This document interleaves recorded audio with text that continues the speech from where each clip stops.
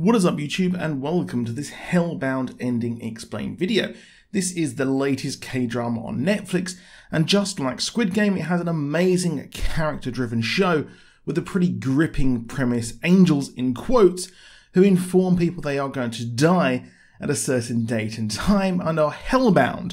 When their time is up, they are attacked by monsters who send them to hell. Now this show was really good. I had a great time watching it. It was very heavy in the religious and, the whole morality part, but the way it just splits itself up and just was a real joy to watch. It was endlessly entertaining, and the show just has some superb characterization and really does kind of focus on the whole world of religion and who is righteous and who is not, and who is to decide that. These monsters only seemingly target sinners, and this group called the New Truth has sprung up around the emerging crisis led by Chairman Young. I will probably pronounce some of these names wrong, I do apologise. And this is a guy who seems pious and speaks to his followers about not sinning and why God has decided to do what he is doing. Like I said, this show is a deep dive into morality, asking if humans can sin without fear, or if you are damned for all eternity if you sin and there is no coming back from it. You are simply a sinner.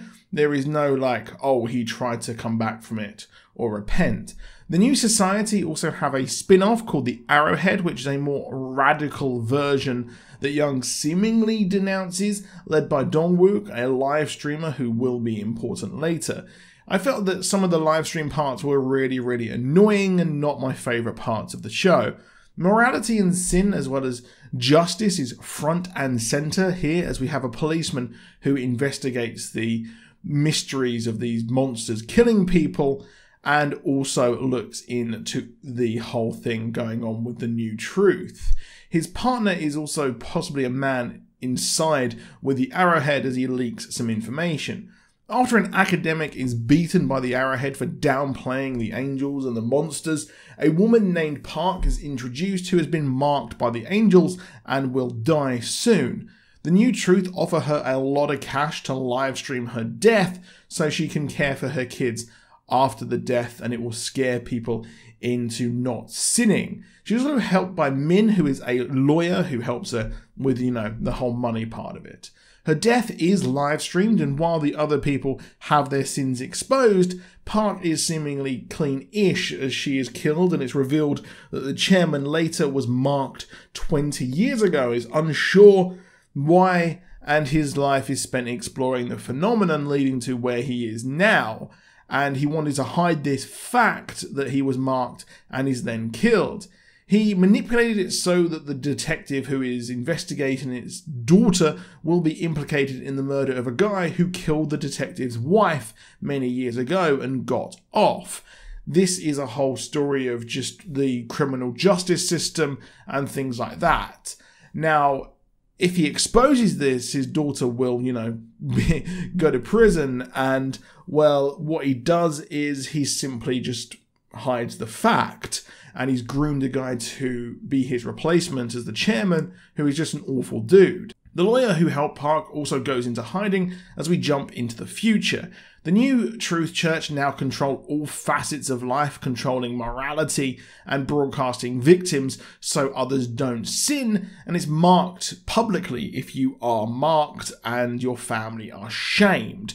It seems that after Park's death, the whole world accepted this, and I think most or 80% of society are supporters of the church who really control everything. But we see the second half of the season through a TV producer's eyes who is working on a show about the victims and would later learn that his newborn child is marked.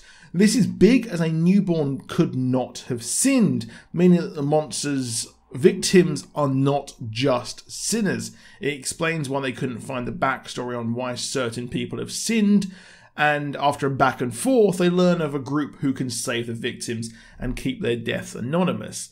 They are later taken in by a guy who used to work with the New Truth, except Shock, this is Dongwook, the Arrowhead live streamer. He was marked years ago, which is why he stopped live streaming.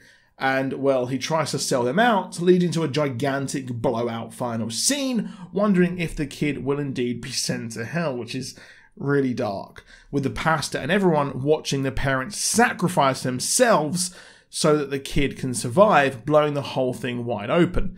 The people reject the new truth for the bullies they are, and then the baby is safe with the renegade lawyer. But this means that, well, what are these monsters doing? This could quite simply be the end of the story, but it is not. We don't know the origins or where the monsters came from, or if they really are working with God. This sets up the next season as we see Park, the woman whose death set up the time jump, return from the dead.